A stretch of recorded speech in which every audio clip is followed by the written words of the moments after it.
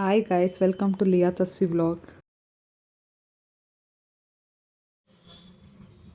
ಇವತ್ತಿನ ರೆಸಿಪಿ ಬಂದು ಯಾವಾಗಲೂ ಕಾಯಿ ಚಟ್ನಿ, ಕಡಲೆಬೀಜದ ಚಟ್ನಿ ಬೇಜಾರು ಬೋರ್ ಅನ್ನೋರಿಗೆ ಈ ಥರ ಒಂದ್ಸಲ ಟ್ರೈ ಮಾಡಿ. ಹುಳ್ಳಿಕಾಳು ಚಟ್ನಿ ಎಷ್ಟು ಸ್ಪೈಸಿಯಾಗಿ ಉಪ್ಪು ಹುಳಿ ಖಾರ ಎಷ್ಟು ಚೆನ್ನಾಗಿರುತ್ತೆ ಗೊತ್ತಾ.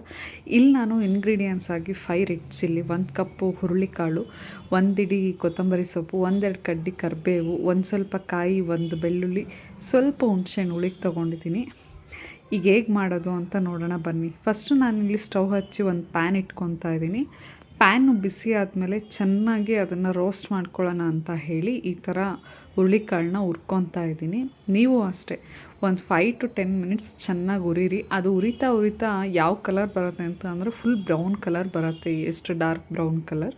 ನೀವೇ ನೋಡಿ, ಈ ಥರ ಆಯಿತು 10 ಮಿನಿಟ್ಸ್ ಉರಿಯೋಷ್ಟರಲ್ಲಿ. ಈ ಥರ ಕಲರ್ ಬಂದಮೇಲೆ ಇದನ್ನು ಸೈಡಿಗೆ ಪ್ಲೇಟಿಗೆ ಎತ್ತಿಟ್ಕೊಳ್ಳಿ. ಇದೇ ಪ್ಯಾನ್ ಬಿಸಿಗೆ ನಾನು ಎಲ್ಲ ಹಸಿ ಇಂಗ್ರೀಡಿಯೆಂಟ್ಸ್ನ ತೊಗೊಂಡು ಸ್ವಲ್ಪ ಬಾಡಿಸ್ಕೊತಾ ಇದ್ದೀನಿ. ಏನೋ ಅದೇ ಬೆಳ್ಳುಳ್ಳಿ ಆಗಿರ್ಬೋದು ಅಥವಾ ಇಲ್ಲಿ ರೆಡ್ ಚಿಲ್ಲಿ, ಕಾಯಿ, ಹುಣಸೆಹಣ್ಣು, ಸೊಪ್ಪುಗಳನ್ನೆಲ್ಲ ತೊಗೊಂಡು ಒಂದು 2 to 3 ಮಿನಿಟ್ಸ್ ಚೆನ್ನಾಗಿ ಬಾಡಿಸ್ಕೊತಾ ಇದ್ದೀನಿ. ಹೇಗಿದ್ರೂ ಪ್ಯಾನ್ ಬಿಸಿ ಇತ್ತಲ್ವ, ಅದೇ ಇದಕ್ಕೆ ಸ್ವಲ್ಪ ಬಾಡಿಸ್ಕೊತಾ ಇದ್ದೀನಿ. ಇದನ್ನು ನೀವು ಬೇಕಾದರೆ ರೈಸ್ ಜೊತೆ, ಬಿಸಿ ರೈಸ್ ಜೊತೆ ತುಪ್ಪ ಹಾಕ್ಕೊತೀನಿ, ಸೂಪರಾಗಿರುತ್ತೆ ಟೇಸ್ಟ್ ಅಂತೂ. ನಾನು ಈ ಥರ ಎಲ್ಲ ಒಂದೊಂದೇ ಹಾಕ್ಕೊಂಡು 2-3 ನಿಮಿಷ ಚೆನ್ನಾಗಿ ಬಾಡಿಸ್ಕೊಂಡೆ. ಜಾಸ್ತಿ ಏನು ಬಾಡಿಸಿಲ್ಲ, ನೀವು ಅಷ್ಟೇ ಜಾಸ್ತಿ ಬಾಡಿಸ್ಬೇಡಿ.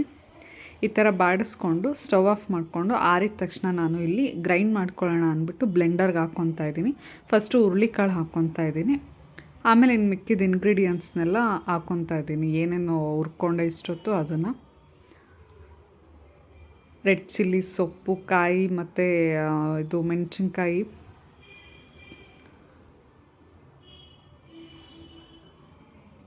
ಇಲ್ಲಿ ನಾನು ರುಚಿಗೆ ಸಾಲ್ಟ್ ಹಾಕ್ಕೊತಿದ್ದೀನಿ. ನೀವು ಅಷ್ಟೇ ಎಷ್ಟು ಮಾಡ್ತಿದ್ದೀರೋ ಅದನ್ನು ನೋಡಿ ಹಾಕ್ಕೊಳ್ಳಿ. 1/2 ಗ್ಲಾಸಷ್ಟು ವಾಟರ್ ಆ್ಯಡ್ ಮಾಡ್ಕೊತಾ ಇದ್ದೀನಿ.